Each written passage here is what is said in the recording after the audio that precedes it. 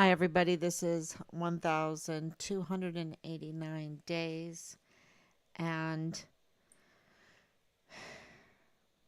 we are still working and we're getting somewhere. We have a lot of investigation confirmations going on right now that are just amazing.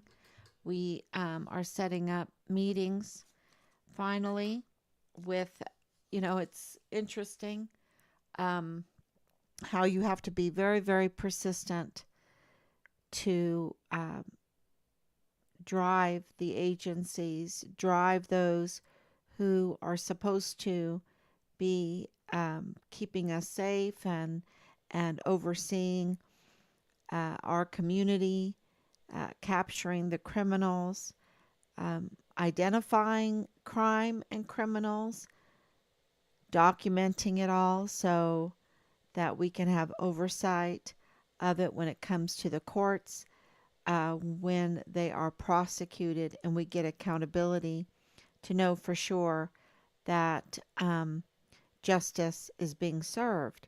This is the whole premise of our government, is that justice is served, that the laws are being upheld. And, we have so many agencies and organizations that are meant to contribute to that end, to that goal, that justice is upheld and that corruption can be held back, right? That corruption can be restrained. And it hasn't been working. We're pretty corrupt. We're pretty corrupt. Let me get on Facebook and make sure. But not totally corrupt. And that's why we're making our way through this, and it's taking, longer than what we would want. Make sure that you can hear me. So, and what do I mean about pretty corrupt? Well, we have uncovered through the open records requests that we have finally started receiving that the DA of El Paso, Bob Moore, is really up to no good. And he's up to no good with, attorney Justin Underwood, and also with Bob Moore of El Paso Matters, who we have, been very hurt by. He has really done a lot of damage to the community there in El Paso, and absolutely in Richard's case, using unreliable sources to create narratives and have it published to feed uh, whoever reads his El Paso Matters um, false information. So much false information. Matter of fact, today um, there was an attack on a an attorney that is running in a race. I think he's a prosecutor, and he was attacked. And when you go through what we've gone through, you read the newspaper, you read articles a little bit differently because most of it is twisted. It's a false witness statement. And you also go and look at who the sources are, who are they lifting up or whatever. Um, where is this information coming from? And, you go and look them up, and you find out that, a lot of them are not credible, and they're feeding us false information that is doing a lot of harm to our communities. So Bob Moore and Bill Hicks, in these open records, emails, and documentation, communications that we have received, have been working in concert together, have been doing a dance together with Justin Underwood. They're holding their hands doing the criminal dance. They're holding hands in a circle doing a criminal dance, and it's a criminal dance called Injustice, criminal dance called, um, let me think, let me think about this pen and ink of El Paso Matters that is just um, false narratives, right?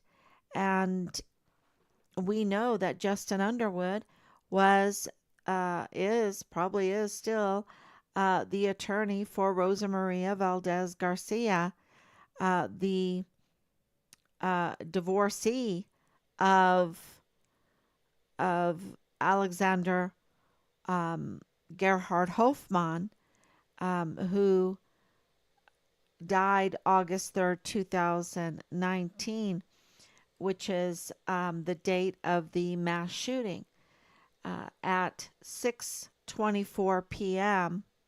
So says the paperwork, which is, like, really, that's a wowzer. That's a wowzer. Um, and so these Bill Hicks, the DA, the district attorney, did a dance with Justin Underwood, with Bob Moore, colluding behind the scenes in a concerted effort to research how to unseat a sitting district attorney. They did that, y'all. This is before Bill Hicks was appointed. He's not elected, he's appointed. And this is so criminal what they did because it seems by reading the information, if I have it right, and of course, I'm not just coming on here live, we have submitted these inquiries and complaints to the authorities to make sure that what we are reading is, is that criminal? Is that misbehaving? Is that, you know, taking the public for a ride that is, paying the dime for all of this, right? Um, that they are uh, colluding and getting information, which is spying, really, uh, on a DA's office to see what's happening inside the office, misusing official. I, it's just so mind blowing how they're doing this criminal dance, this really collusion dance, this um, conspiratorial dance in these communications uh, to take down and even present to the public how to take down Yvonne Rosales, a sitting elected DA. Um, how do we take them down? How do we write a petition to take her down? And, many people participated in that. Many people participated. They went along with it. This is the problem. We sell our soul for a bowl of porridge, for a bowl of lentils. We sell our inheritance, our city out, our future of the city out. We make our city worse instead of better. We're supposed to leave a place better than we found it. That's what I was taught. Leave a place better than you found it. But they're selling. They're thinking, okay, I'm going to go along with this criminal dance. I'm going to join in, and maybe I'll profit off of it or something like that. But what it's doing is really hurting the whole community, the outlining areas, and even into Mexico, because they are thwarting justice, which is the total goal of our entire government, is to make sure that we have a just system, that we have just courts, that for peace, for what is right, to restrain all crime and criminal activities. And yet they're engaging in crime to not establish justice, but to thwart it, right? To become the part of the criminal cabal. And, so it's like, okay, so we have an educated class that are criminals, that we put in there. We look up to them because they have gone to law school. Um, uh, they know how to read, they know how to write, they know how to interpret the law, um, and they're in there doing a criminal dance on top of us. Just putting their shoes all over us, using our dime to do it. This is Bill Hicks. This is Justin Underwood. And this is Bob Moore. And Bob Moore gets 501c3, tax free, tax free. So, but we have put in those complaints. We hope that you support us in that, because we absolutely, and all you have to do is ask for the open records, and you can see it for yourself. Ask for the open records. Um, those months preceding uh, Bob Moore, being appointed. No, not Bob Moore. Bill Hicks being appointed district attorney. And Bob Moore really got the exclusive. He got the exclusive on how to do this criminal activity, and which is, really messing with an election. That's what that is. That is disrespecting the voters. That's what that is. And they had a reason, because of John Briggs, right? John Briggs having control over all murder cases and keeping, really doing an injustice there, letting murderers walk, walk. This whole, there's other cases, but let's look at August 3rd again, 2019, the mass shooting. I really feel like they're letting murderers walk. I do not feel that Patrick Crucius could have done this on his own. He acts, as if he's like around 14 years old. You watch the videos. We know it's been confirmed that he has autism.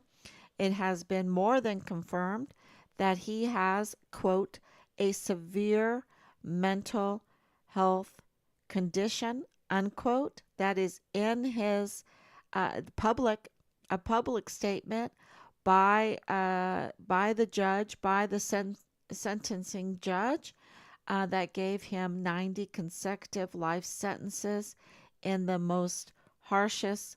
Well, it's called the Alcatraz of the Rockies in Florence, Colorado, really max secure prison with the worst type of criminals. So, but I don't think he could have done it alone. And there are plenty of witnesses that said that there were more than one shooter. And, when okay, so Patrick Crucius surrendered himself. And by the way, he surrendered himself to a Hispanic police officer, okay? To a Hispanic police officer with no problems, not even any dirty language, nothing, just like, here I am, I'm the one that did it, just as nice as can be. And they did not, when they arrested him, they did not bag his hands, okay? This is in the photos. Um, so Team Find Richard Halliday, we have some, we have some very good friends in all of this that have been in law enforcement, even right here in South Carolina. And, when you have someone that is a shooter and you arrest them, you bag their hands to match, that's evidence of the gunpowder, you see. The gunpowder residue will be on their hands from the shootings. And they did not bag his hands. So I don't think that they thought he was the shooter. I don't think, right? It's just, oh, they didn't think it. Um, they didn't bag his hands. Every police officer knows to do that. Why didn't they bag his hands? Why didn't he have blood on him? He didn't even look like he had some sweat on him. And then, of course, Chris Grant, in his testimony, if his testimony was true, Patrick Crucius was the shooter, he would have soda on him. He would have blood on him. He would be a mess. He'd be pretty dirty. But that wasn't the case. Not at all. And so, in all of this, in all these investigations that we have been confirmed that are going on right now, investigations on the Lonnie Hart, on Bill Hicks, on Bob Moore, um, Nieto, of course, Dirty Agent Marlon Soto, and in the CID, because the CID, you wouldn't even believe. Well, I think you do, because I have been told by so many people that they were so upset about how the CID handled any case, their case, our case, any case, that they are the problem, that the CID is the problem. And so, yeah, so what is going on there is that the dance is becoming an unhappy dance. Okay, it is a fight's going on. Like guys fighting over wanting to dance with a pretty girl or something, right? There's a fight breaking out, and there's no honor amongst thieves. They will turn each other over, and you see that there, people are getting fired, um, and it's all coming out. So as the light gets brighter and brighter on this misconduct, the criminal activities, we're going to have more and more people turning each other in, people talking, which produce even more investigations, and the investigations in themselves. Um, they want to do more investigations because their jobs are on the line, because this is going on 4 or 5 years, right? With it's been um, it's going to 4.5 years for the mass shooting, and 3.5 years for Richard's case. So, it's clearly they have been derelict in their duty.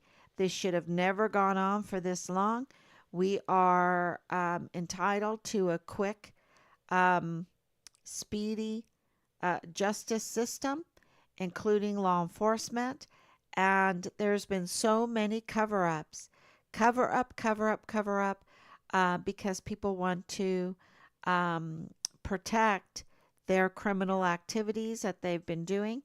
And, Nieto, Jesus Eddie Nieto, has all of these conflicts of interest. He has been allowed to stay in the El Paso area. That's where he's from.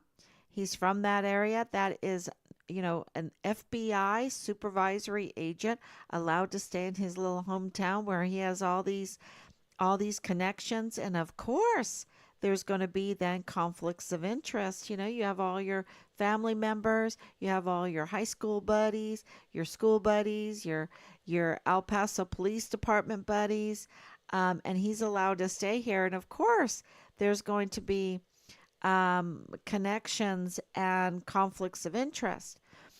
And so I want to tell you that is a stark opposite of Richard's situation. Richard was very far away from home. He was raised in Longford, Ireland, and in Heidelberg, Germany. El Paso was a long ways from home, and he has absolutely. I want to make sure that everyone knows this, because there was a concerted effort to smear Richard and to put in people's minds Um, and even our minds about the sheriff. You know, we were told some horrible things about the sheriff of El Paso. And I need to explain that a little bit at a later time. But there were this is a problem with people like Bob Moore of El Paso Matters that feed in the community. They have a platform where they can feed the community a hypnosis, a false narrative, and it really hinders any kind of pursuit of justice. Because if you're not putting out the truth, that is obstruction of justice, right? So, yeah, it really, getting back to Richard, there was definitely a concerted effort with the CID to the military police guard mount, with the FBI, with of course, because of the conflicts of interest, with the military command, even with the unit. I have to tell you, even with the unit, um, to smear Richard. And, he was reporting on unlawful activities on Fort Bliss. Of course, his what was going on right in front of him, and him wanting to be a CID, he thought that he was doing the right thing. He absolutely called the FBI. He absolutely called Washington, D.C. He absolutely, the IG were all over the barracks because of Richard. The CID absolutely knew. And this was in 2019, y'all. In 2019, the year of the mass shooting. Okay. Richard was reporting. Richard was putting in complaints. Richard was putting in complaints to the Child Protective Services. Um, many calls, and they were returning the calls. And I'm sure there's some numbers, there's some case numbers, um, because of Richard's reporting. Okay, that's why they had to smear him. He was reporting the very agencies,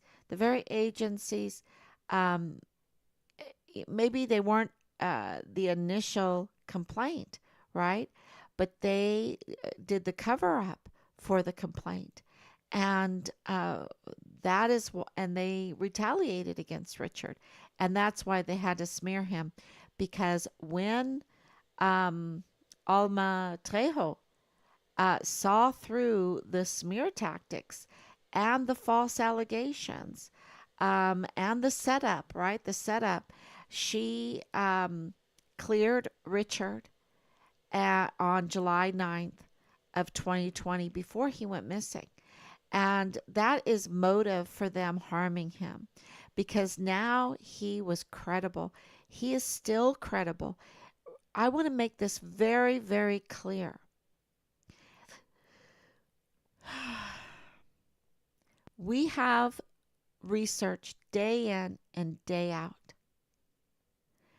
In those 800 pages that came out, it's not quite 800 pages, but almost, there is not one piece of corroborating evidence against Richard. Not one piece. We have looked at the database for the FBI, the criminal database for the FBI. Not one piece, not one report against Richard. Not one incident against Richard. Richard has he is so clean. He is spotless clean. And that's why the Interpol was a yellow Interpol, because they had nothing on him. Nothing. Not even the Army has anything on him. He was an absolutely honorable whistleblower. And for others to uh, report things that are defamation, that's a crime. Because we've been to the records. They have nothing. 800 pages, not one piece of corroborating evidence against Richard. All the evidence is in his favor. All the evidence is in his favor. And, it's that is something that needs to be shared over and over again.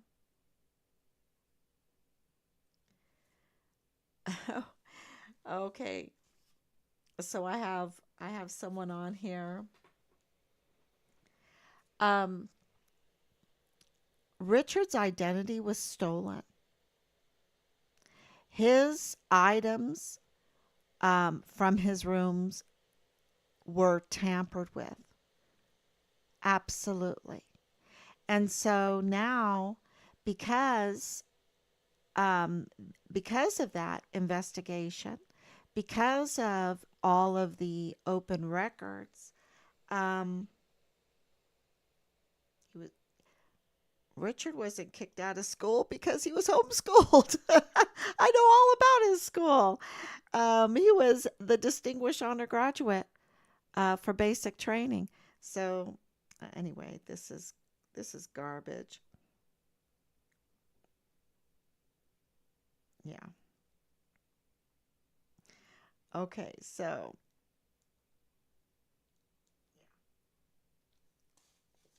we can't waste time on garbage. We have to the the investigation, including all of the open records that we have now been combing through, is part of our complaints that have been agreed to investigate.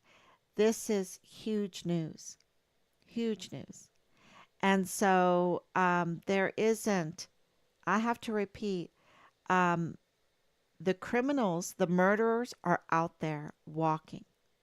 The criminals are out there still trying to um, smear and cover up their criminal activities, which are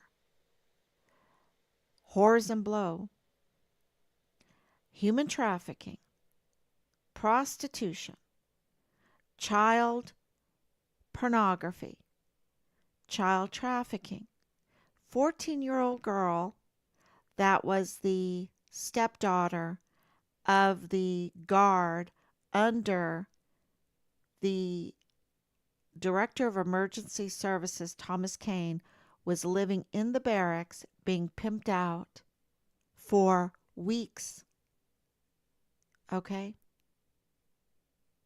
There are security breaches on Fort Bliss and on our military installations. What does this mean?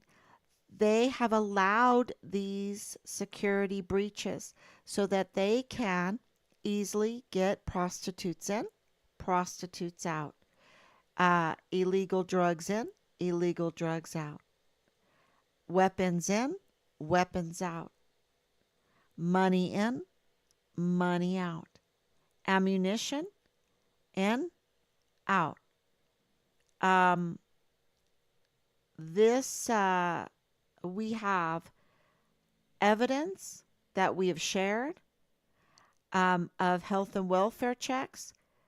We have the record of Brigadier General David Stewart saying the barracks were flush with weapons, and the health and welfare check corroborates that those weapons were unregistered. These are unregistered weapons. Um, so, this is the point is, and they were bringing in girls. Remember the command sergeant major? We're bringing in girls during the COVID, right? To have some party, whores and blow. Because when those girls come in, they are mules for illegal drugs and other whatever. And they're, it can't be healthy with or without these COVID mandates, right? During that time. But this is during the COVID lockdown. We brought in girls, meaning Major General Clem Coward and Command Sergeant Major Jerry Jakovitz. Okay, with director, because the director of emergency services, we have this also confirmed that he is the one that provided those girls with the passes to get in. All right, and then we have eyewitness testimony of seeing those girls being brought in during the COVID lockdown. Now, that is telling you, the American people, the people of El Paso, that really Fort Bliss being there in El Paso does more harm than good because of the security breaches that are allowed to take place, that are, um, you think you're making money, but think about the taxes that they don't pay. Think about all the crime. Think about all of the trafficking and money laundering and smuggling and everything that's going through that border, um, because of the cooperation of the officials, of the leadership on Fort Bliss. They are cooperating with the criminals by leaving that installation wide open, making it very easy. Why would they do that? Because they are cooperating and I'm sure profiting off of the criminal activity. And they were saying things about Richard that was just absolutely insane. Only Jesus Eddie Nieto could pull that off. Somebody that was raised there, like Dallas Hart. Dallas Hart could pull that off. Wasn't there the whole time of his life, but he went to high school there. He was going to he went green to gold there, right? Someone let him go green to gold. Someone signed that off. Um, and he's a son of criminals, a convicted criminal. Absolutely. uh, you know, Incest, raping a 7-year-old in Leilani Hart's master bedroom. Um, why isn't she arrested if that's fake, right? And why is James Hart telling me on the phone that the CID called him to say, "Oh yeah, you're clear" or whatever, or was it the FBI that called him? They don't do that. That's only if you're buddy buddy. They're buddy buddy. Hey James, this is your buddy Marlon. Just want to let you know we got you covered. Continue. You know, uh, that's mm, uh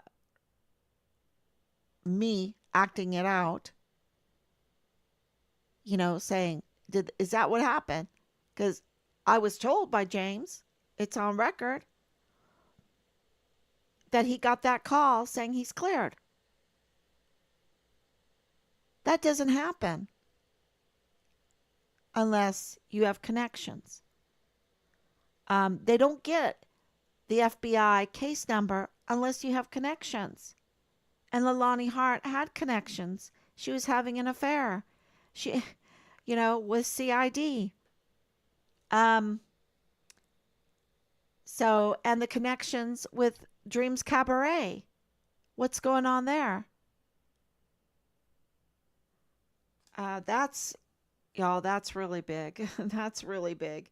Um, and that's why, they have to watch, because I'm not pulling all of this stuff out.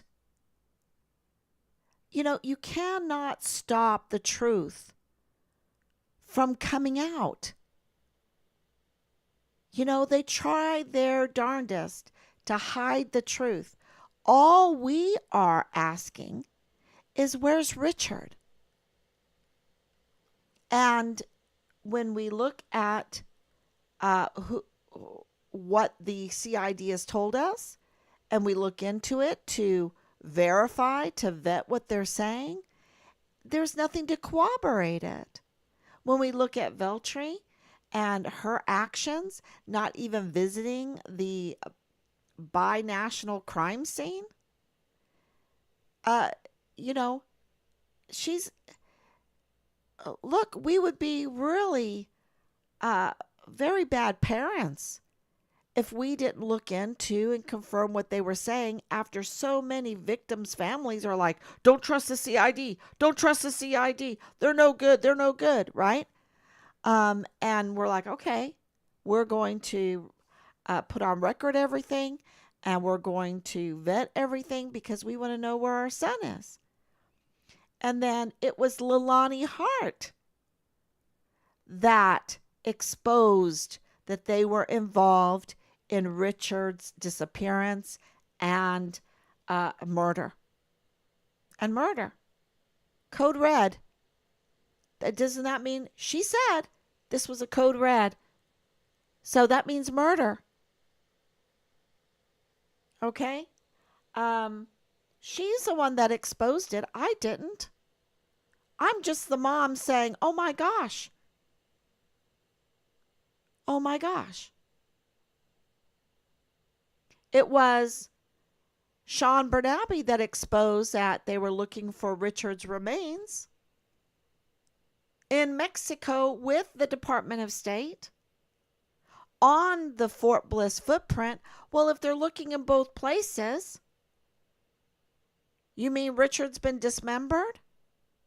And it wasn't me that said the FBI found Richard in Juarez, that they were looking in multiple places. It was Nieto's buddy, Baim, Nadal Baim, FBI man, who's the father-in-law of a conflict of interest, Bradford Bugado in the G3 of the 32nd ATCOM, which is Richard's command. It made our jaws drop. That was Nadal Baim that said that. It wasn't me. It wasn't me that questioned and revealed Nieto. Nieto did that because he's not doing his job. He's supposed to be the lifeboat for El Paso. He is the FBI supervisory agent. He's supposed to be the lifeboat. And his conflict of interest with his wife and his wife's conflict of interest and his conflict of interest with Angela Kachurga, I didn't do that. He's the one that did that with Angela Kachurga, right? He's the one that did that. And Angela and with Bob Moore. I'm just letting everyone know, I'm taking the risk of letting you know where the real evidence is. Where the real evidence is.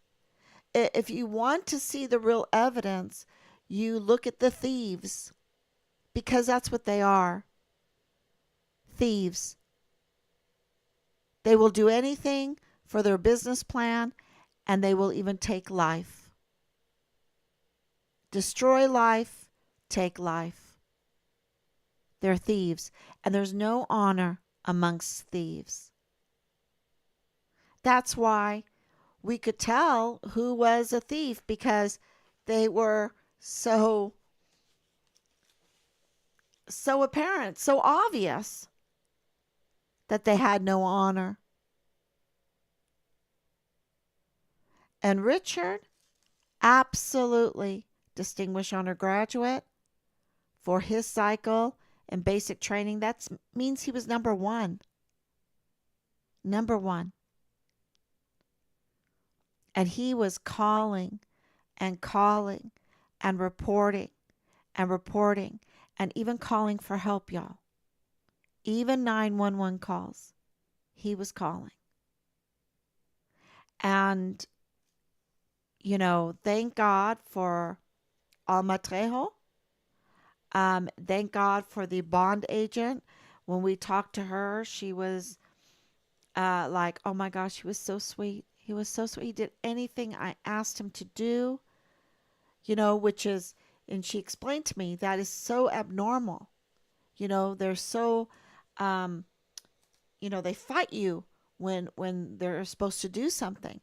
But she goes, not Richard. He was so sweet. That was her words. That wasn't my words. It made me cry. I remember when Rob and I called her. We were just like on this walk and we thought, you know what, we need to call the bond agent and see what she has to say. And it was amazing call. Amazing call. I'll never forget it. And I reported it on the live stream. And so as all of these investigations go forth, which they are, we have confirmation, and there's a lot of them, y'all, very serious ones. As they go forth, and you see, you're going to see some turmoil again because there is no honor amongst thieves. And they will, they're not going to go, they don't believe in confession, the cure of souls. They don't believe in that. They don't believe in humility. They're not going to come out and say, oh, yeah, I'm the one that cut Richard up in pieces. Oh, yeah, I shot him in the head.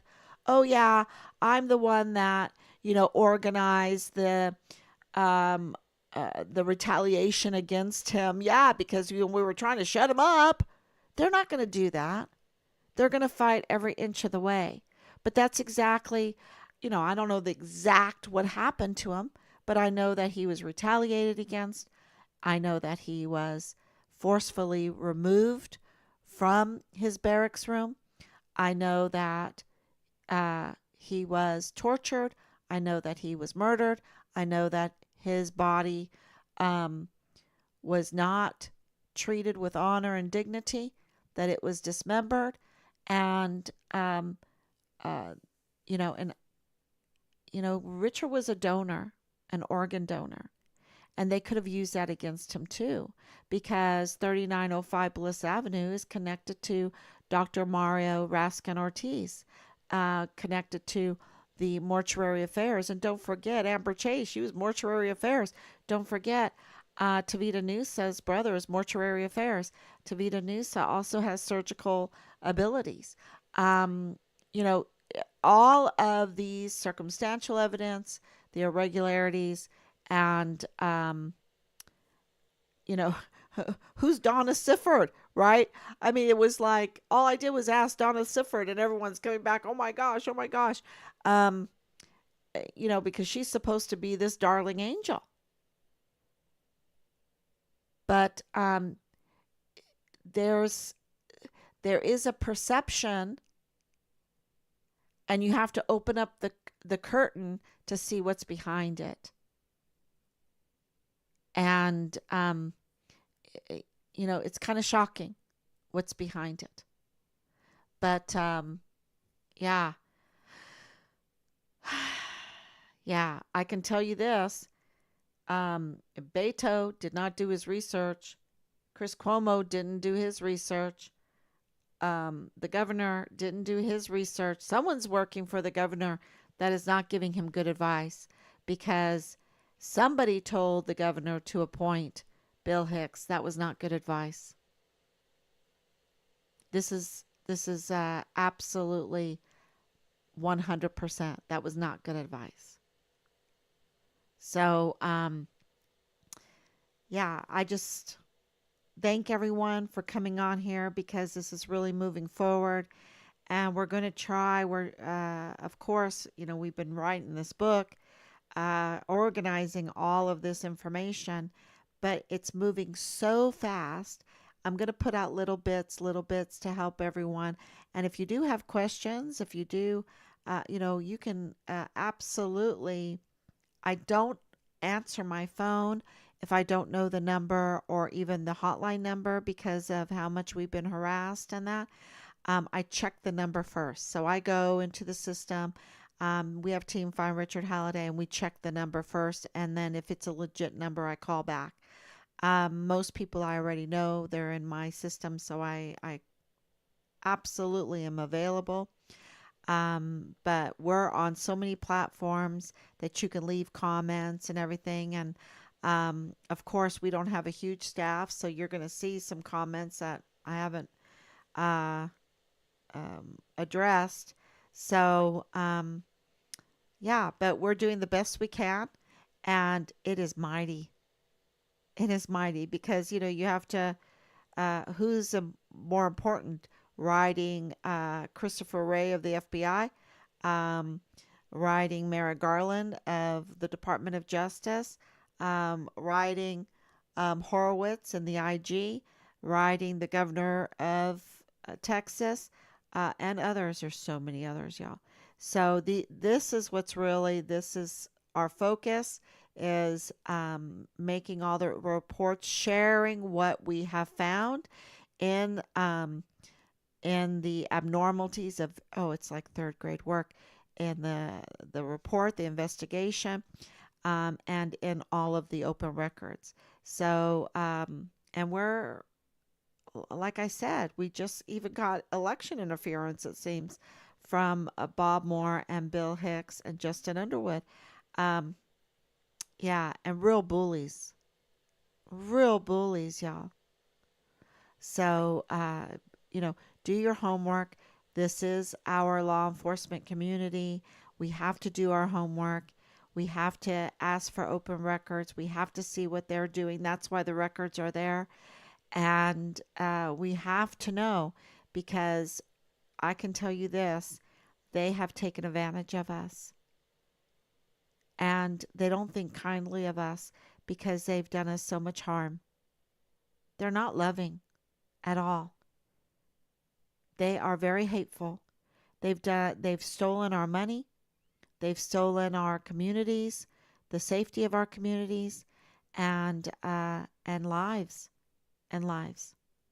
And then they mask all of their hate with with these stories, you know, like yeah, with these stories to put us in a trance, to make a, to do some kind of psyop on us, to do some kind of hypnosis on us, give us a matrix so that we don't really see reality. And so I just want to let everyone know, please um, do your homework and don't believe everything that you read and say. Just really, really discern. Thank you, everyone. Good night. We will be back tomorrow, God willing. Um, thank you. We